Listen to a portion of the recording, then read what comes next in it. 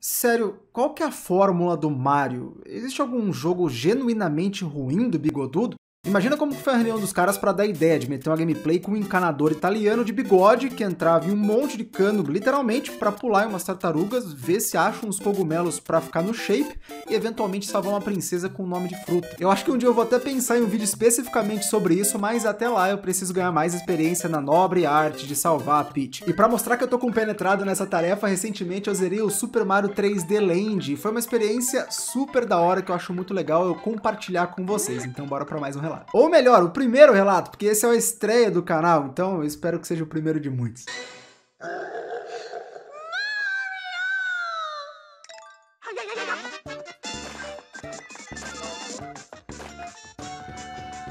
E é o seguinte, eu já vou começar confessando o meu crime gamer, tá? Esse foi meu segundo jogo 3D do Mario zerado. O primeiro foi Super Mario Galaxy, na época que foi lançado lá pro Nintendo Wii, 1000 anos atrás. E sim, eu vou resolver o problema de nunca ter zerado o Mario 64. Que isso, polícia? Pelo amor de Deus, sou trabalhador, pai de família. Tendo isso em mente, eu achei que fosse estar completamente enferrujado, tendo dificuldade ali depois do Mundo 3, que é onde normalmente você aprende as mecânicas principais da gameplay pra conseguir avançar na história, mas nada disso aconteceu. A curva de aprendizado é extremamente boa e a dificuldade geral do jogo é super suave. Inclusive, o jogo é maior do que você pensa, digamos. Eu não quero spoiler nada pra ninguém, então fica a dica. E também confesso que eu fiquei em dúvida de qual justificativa usar pra explicar essa dificuldade que não é tão elevada. Ou a experiência é mais tranquila, porque se trata de um jogo que vai ser jogado por muitas crianças, até pela natureza do 3DS, então eles quiseram fazer com que fosse possível pelo menos zerar o jogo e depois ter outros desafios pra separar os adultos dos juvenis. Ou a dificuldade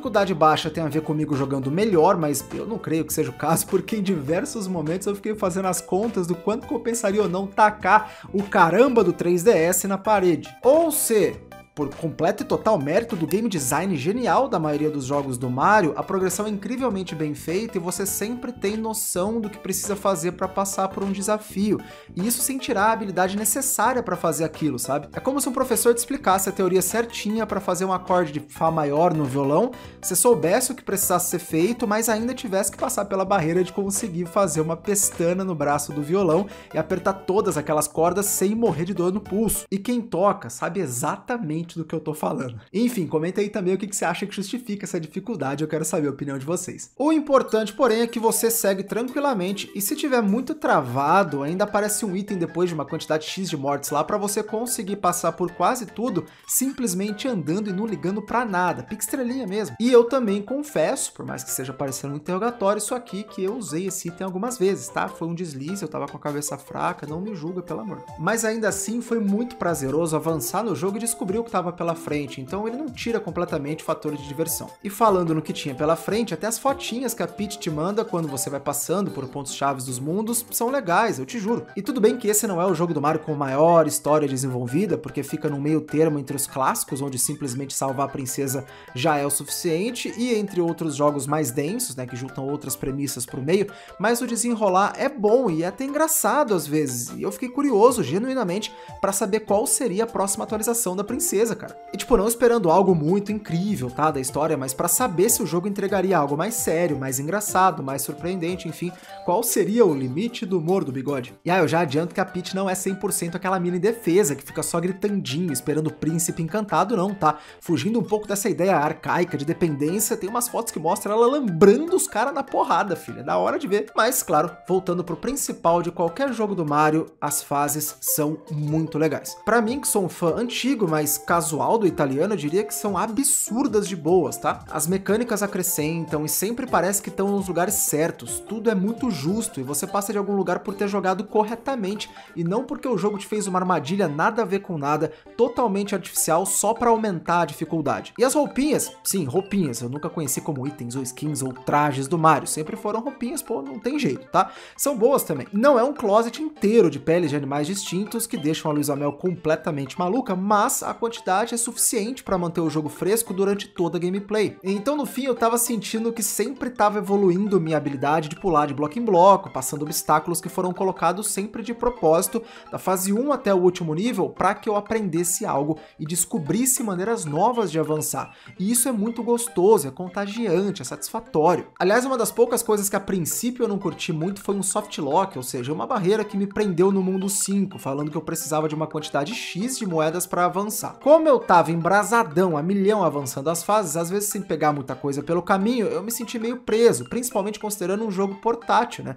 Que às vezes você tem pouco tempo para jogar. Mas, voltando atrás nas fases, eu me surpreendi de novo com o design de tudo que tava à minha volta. Focar em buscar os moedões lá fez total sentido e muito bem para a saúde da gameplay, e não foi nada escondido a 7 chaves, assim, sabe? Que precisasse de ficar parando para ver vídeo no YouTube e aí encontrar o que tava atrás. Então foi um freio? Foi, sim, mas necessário para justamente não te fazer amassar o jogo e perder alguns encontros que são super interessantes. E inclusive eu sou fechadaço com a ideia de que os moedões, normalmente 3 por fase, foram a melhor adição à franquia do Mario, tá? Eu acredito que eles tenham começado no Super Mario Bros. Do Wii, mas corrija aí se eu tiver errado, e sempre foram muito úteis para a saúde do gameplay, te ajudando a descobrir coisas novas, sendo implementados até como uma economia do jogo para achar lugar de salvar, comprar novas fases e tal, ou então simplesmente para te fazer ter mais desafios, sempre foi muito legal. E falando sobre esse lance de usar moedas para salvar, a minha pão durice falou alto no começo, porque em alguns jogos do Mario,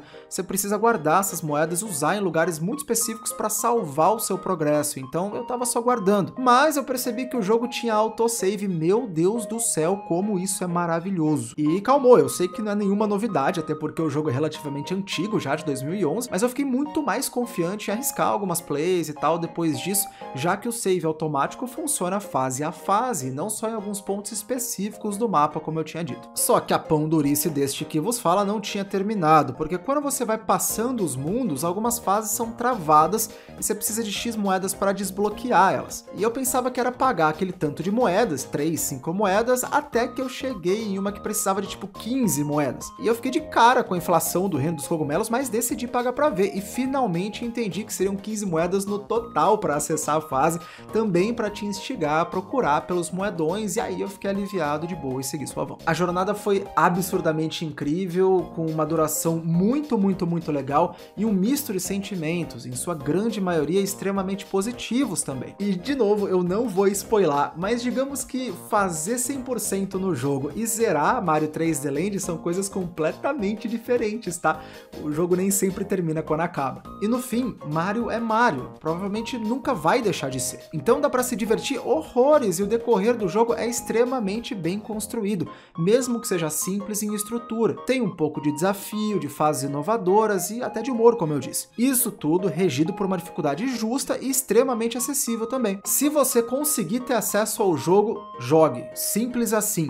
Tanto pelo jogo em si, quanto para entender melhor como que foi a evolução dos jogos 3D da franquia do Mario. É o jogo perfeito para quem quer bater uma gameplay antes de dormir, no busão, no banheiro, esperando alguma coisa, sem tanto compromisso, sabe? E também é uma ótima porta de entrada para o submundo 3D do Bigodudo e para jogos de plataforma em 3D num geral. E é isso, muito obrigado de coração por ter assistido até aqui. Já se inscreve no canal porque tem outros relatos sendo produzidos aí, já saindo do forno. E também deixa o seu like se você curtiu o vídeo ou dislike se você achou pior do que um Goomba amassado. E claro, comenta aqui também se você já jogou o Mario 3D Land, se você nunca tinha ouvido falar do jogo, se você quer jogar agora, quais são as suas experiências, histórias e relatos com o Super Mario 3D Land, que a gente vai estar trocando essa ideia nos comentários. Demorou? Um grande abraço, muito obrigado, até a próxima e tchau!